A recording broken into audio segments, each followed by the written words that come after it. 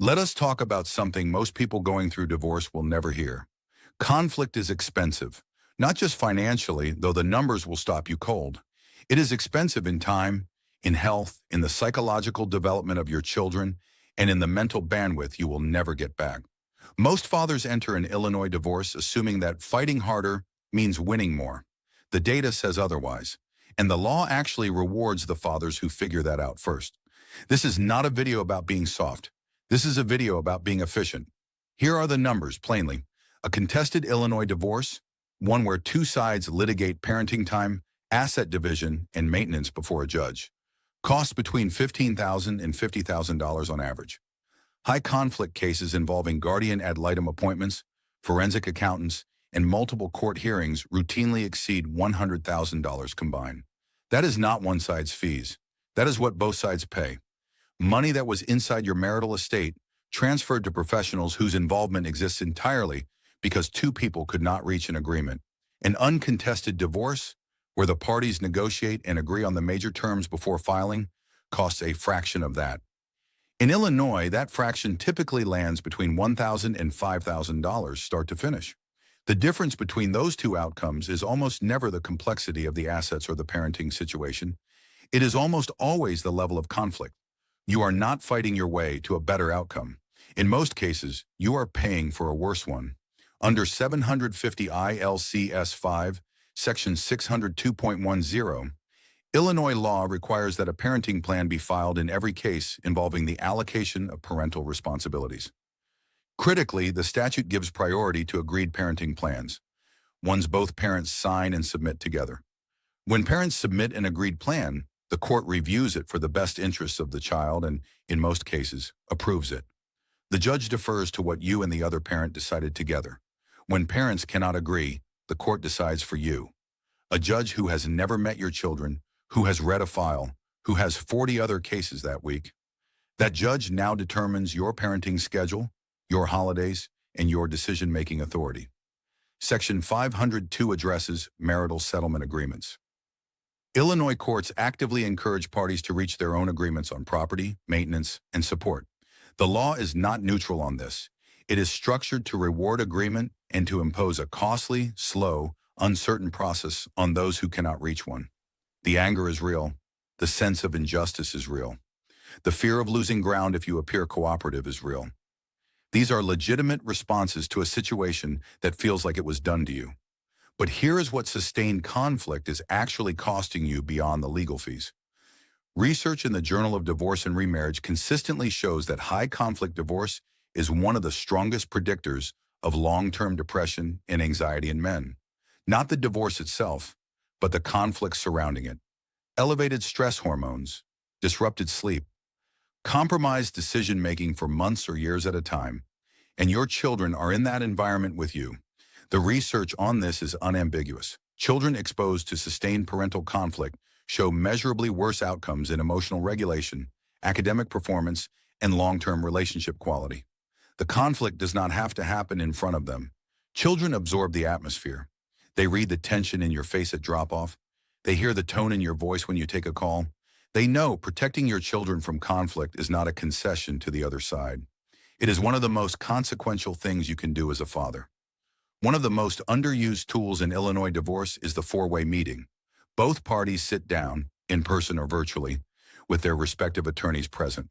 The setting is neutral, a conference room, not a courtroom. The goal is not to win an argument. The goal is to identify the specific issues in dispute and work through them one at a time until both sides reach agreement. This is not mediation. Your attorney is still your advocate. They are still protecting your interests, but the process is direct rather than adversarial. What this eliminates is the telephone game of litigation, where your position travels from you to your attorney, to a court filing, to opposing counsel, to their client, and back again. Every link in that chain costs money and introduces distortion. The four-way meeting collapses that chain. Misunderstandings that would take weeks to resolve in writing get cleared up in an afternoon. Experienced family law attorneys will tell you that more contested divorces settle in four-way meetings than in courtrooms. Not because one side surrendered, because direct communication, structured by legal professionals, produces clarity that litigation never does. Illinois courts can order mediation in contested cases, particularly involving parenting time, but you do not have to wait for a court order. You can agree to mediation voluntarily at any point in the process. A mediator is a neutral third party, often a retired family law judge or a licensed mental health professional, who facilitates structured conversation between both parties. The mediator does not decide anything. They help both sides communicate more effectively and find where agreement is actually possible. What most people discover in mediation is that they agree on more than they thought. The framework of a parenting schedule, the basic values around schooling and healthcare, the broad strokes of asset division, these points of alignment exist in most divorces. They get buried under the noise of conflict. Mediation surfaces them. And when both parties leave with a signed memorandum of understanding, that document becomes the foundation of your settlement agreement and your parenting plan. Step 1. Have a direct conversation with your attorney about a four-way meeting. Ask specifically whether the issues in your case could be resolved in a structured negotiation session rather than continued litigation. Step 2. Write down the issues you actually disagree on versus the ones you have assumed you disagree on. Most people find this list is shorter than expected when they approach it without emotion. Step 3. If communication has broken down, propose mediation before your next court date. Illinois courts view voluntary mediation attempts favorably. It signals good faith. Step 4.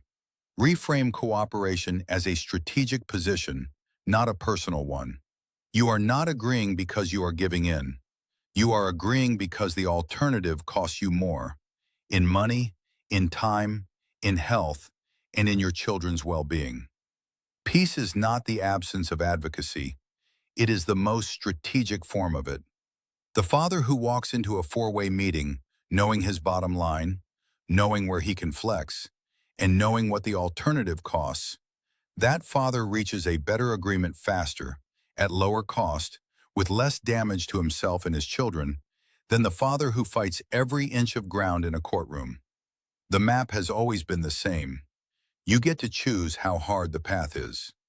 This content is for educational purposes only and does not constitute legal advice. Every case is fact-specific. For advice tailored to your situation, consult a licensed Illinois family law attorney. The creator of this channel is not a lawyer. Psychological concepts referenced are from published research and are not a substitute for professional counseling. This is principled fatherhood. We don't vent, we strategize. Stay principled.